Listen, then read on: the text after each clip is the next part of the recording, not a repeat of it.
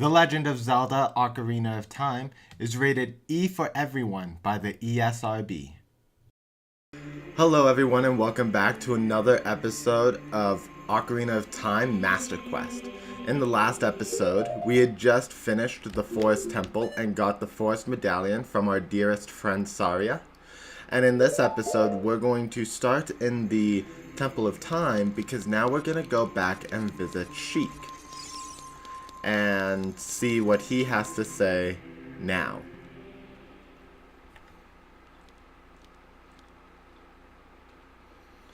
You destroyed the wicked creatures that haunted the temple and awakened the sage. But there are still other sages who need your help. In order to awaken all the other sages, you must become even more powerful.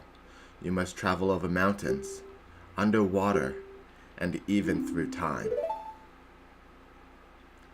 If you want to return to your original time, return the Master Sword to the pedestal of time. By doing this, you will travel back in time 7 years. The time will come when you will have to return here quickly. I will teach this to you for when that time comes. The song to return you to the Temple of Time, the Prelude of Light.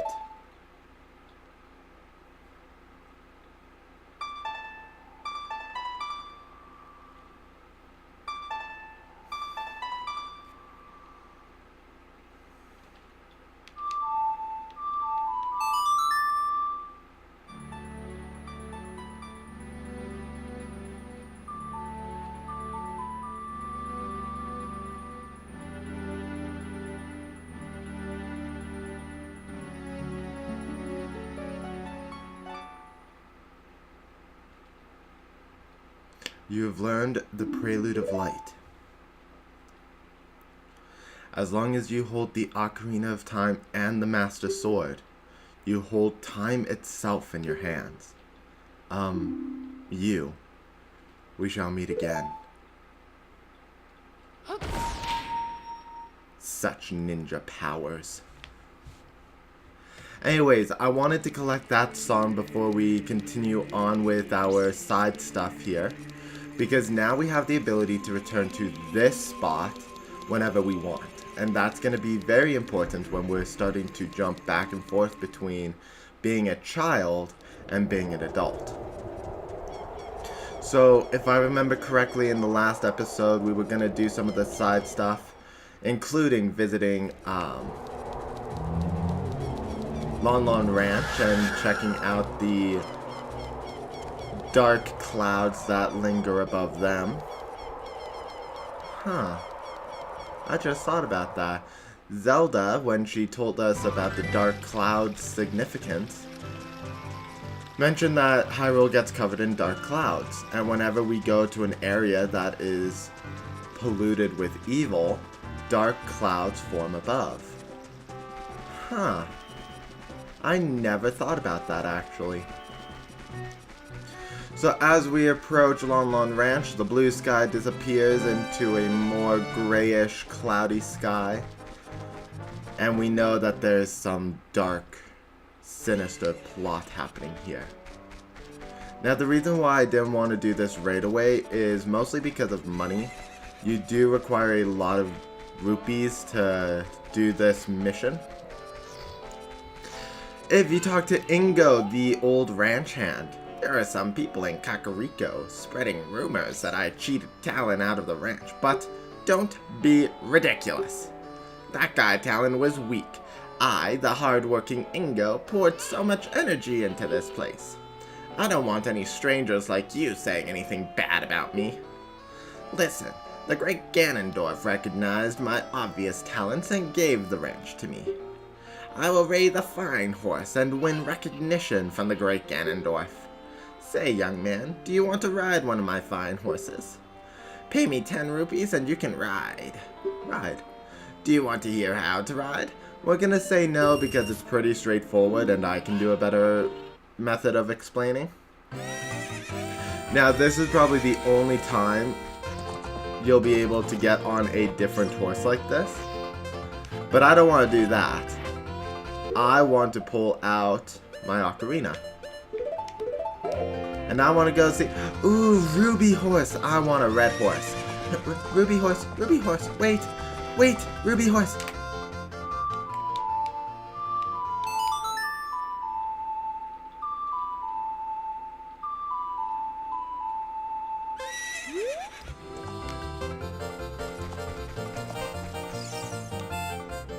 Hi there, Ruby Horse. Yes, if you haven't guessed already, this is Epona when you are an adult. So, the only way to get onto Epona is by playing Epona's song. Because otherwise she'll just run away from you because you are considered a stranger to her during that time. Anyways, some rules of riding a horse. If you press A, you use up a carrot and gallop faster. If you're galloping fast enough, you'll jump over a fence.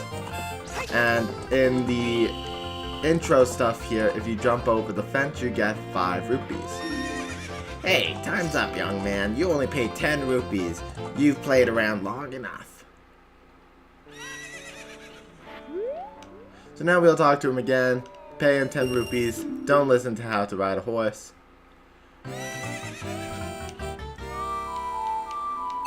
Call Epona back.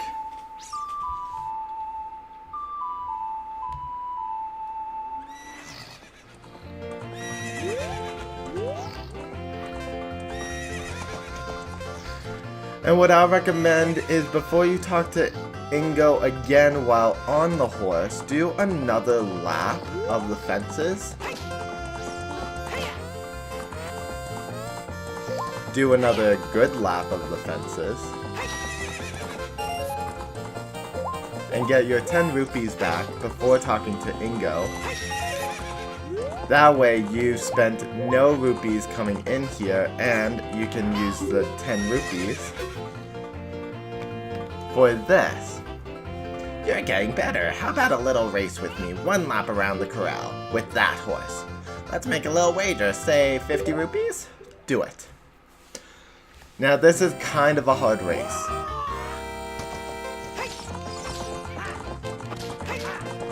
If you get in front of him right away, it's pretty easy, and all you have to do is basically have him push you the whole way. But you want to stay on the path, otherwise you're considered a cheater in this race. And if you're a cheater, then you don't actually qualify for winning. And every time I win, I always stop because I don't want to burn out the horse. Shoot! If the great Ganondorf found out about this humiliation... Hey, you! How about another race? If you win, you can keep the horse! So we're gonna try this again.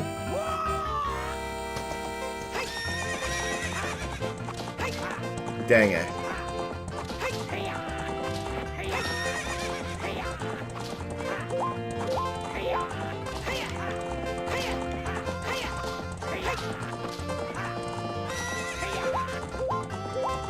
I'm not gonna win this.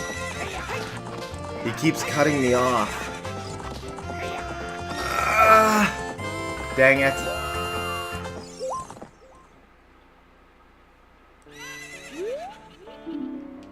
Wah! You're just a kid after all. Welcome back anytime. We'll have more fun. So we're gonna do another race.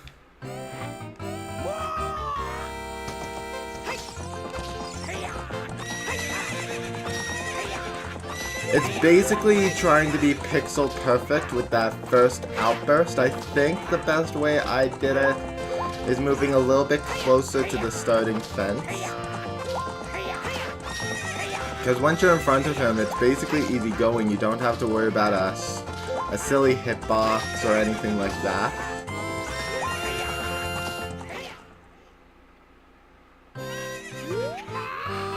Shoot! If the great Ganondorf found out about this humiliation, hey you, how about another race? If you win, you can keep the horse!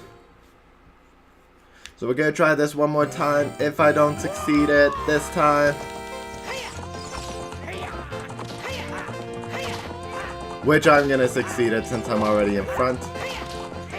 Anyways, I did not purposefully lose the first time to showcase any of the frames or dialogue boxes. I really do not like the Epona race at all because of how small the track is.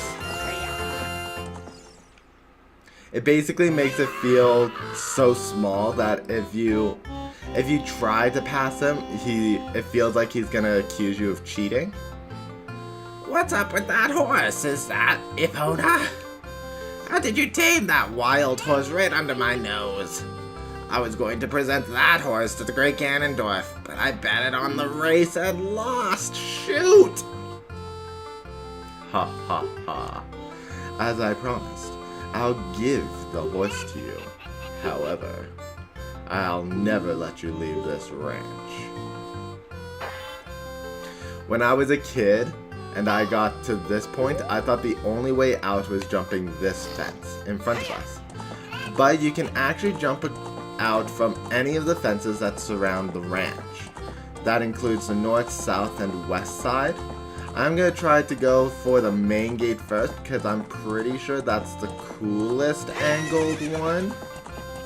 Plus, it's kind of the challenging one because it's such a small fence. And of course I do it on the first try. Yes, this is the coolest one. Because you run up the hill and you have the ranch in the background with the entrance. And now we have Epona. Now, there is a side quest in this game that involves Epona. That also involves the field and the bow. And that is the Big Poe hunting. I will demonstrate hopefully with this.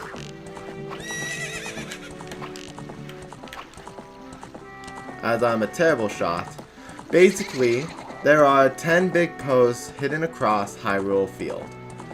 And if you capture them all and take it to a guy inside the Hyrule Castle Market and give him all 10 Poes, you receive the 4th bottle.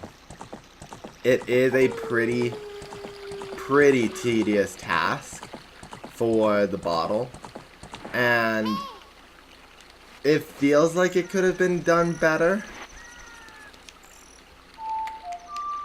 Just because there are 10 Poes, you have 3 bottles, so no matter what combination you do, you're always doing 4 runs of Hyrule Field. It feels like they could have probably done it a little bit better with maybe the amount of what am I thinking? I'm blanking on words. With the amount of bottles or the amount of ghosts. If they gave you 12 ghosts as your minimum requirement, that might be better or different. But I mean, 9 or 12, either way, you're either doing 3 or 4 runs. It just seems tedious to go back out after you bring in the 9th Poe for 1 more. Anyways, we're gonna do a mini game here. We've done this before as a kid, only now it has different rules. Kind of.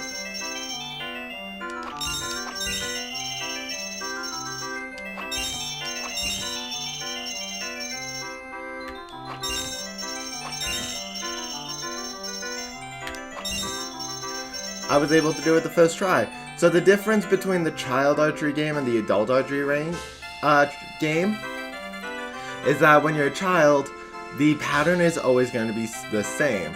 Green rupee in the center, blue rupee comes in from the left, from the right, jumping green rupee, both blue rupees come in, red rupees come 2 at a time separated, and then rupees come 2 at a time close together. In the adult version, my gameplay was a terrible example because it was almost exact, but basically it's going to be random every time you do it. So if you fail the first time around and you have to play it again, then instead of it being the exact same pattern that you just did it in, it's now a different pattern. You could be starting off with the red rupees instead of the blue. Anyways, we got that going. I believe we have the cuckoo in our pocket, so we're going to quickly run over to Talon, who is actually asleep in this building. And the reason why I know Talon is here is because he's not at the ranch. Ingo just told us that he kicked Talon out.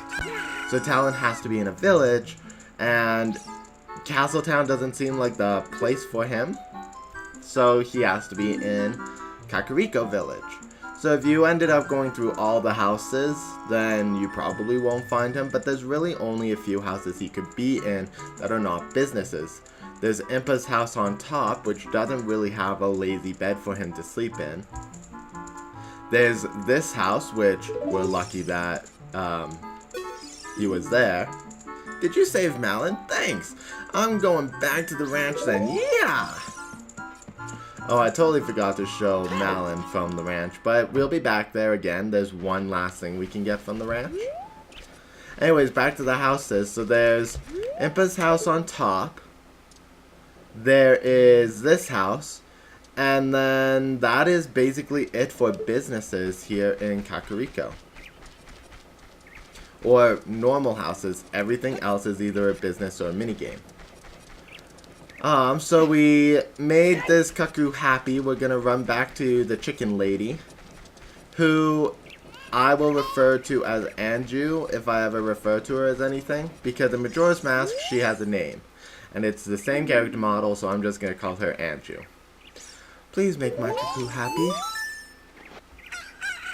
Oh, your cuckoo looks pretty happy. He must have awakened an extremely lazy guy. You're a good cuckoo keeper. I'll give you a rare, valuable cuckoo, if you're interested. Its name is Kojiro. And it used to be my brother's cuckoo. Its blue body is quite charming. It's so cute. Since my brother is gone, it's strange, but Kojiro has stopped crowing. Do you want to keep Kojiro? Yes. You returned the pocket Kuko and got Kojiro in return. Unlike other Kukos, Kojiro rarely crows. So, before we showcase about Kojiro, that cloud over Death Mountain, there's something strange about it. No, the ring of fire on top of a volcano, that seems strange. Anyways, if we go to our map, you'll see an arrow pointing at the Lost Woods. This arrow is a guide for a side quest mission. So it wants us to go to the Lost Woods to continue this side quest mission. And before we continue with Death Mountain, or go visit Zora's Domain, or deal with Kakariko Village and why it's so glum and gloomy, we're going to do a side quest. And that side quest is going to get us a pretty powerful weapon that will be very helpful when doing the next few dungeons. Yes, I am going to be doing a couple of things out of order as a result of completing this side quest. But I think that it will be worth the reward by doing it now at the beginning rather than waiting till the end. So, before we call it a day, I am going to quickly get a item that will be helpful. Ooh. Super yawning. Sorry guys, it is kind of early in the day for me here, and I am tired. So first we're going to want to drink the last of our milk to get an empty bottle. And if we talk to this guy, he sells us an item called Blue Fire, and that's actually more expensive than I expected it to be.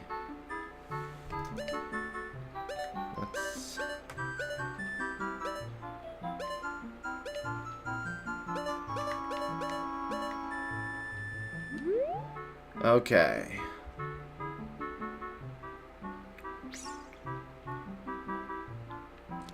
Anyways.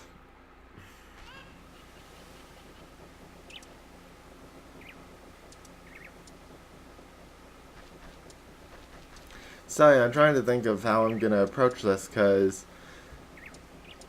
one of the things I need is blue fire. I can get it for free somewhere, but that takes me way off the path, and I might as well try to complete that path while I'm at it. So I'll make that decision in between episodes. Anyways, guys, thank you for watching this episode. If you liked it, leave a comment in the comment section below. Mash that subscribe button and mash that like button and subscribe if you have not for more Ocarina of Time Master Quest content. I'll see you guys all in the next episode where I've made my final decision. See you then. Bye.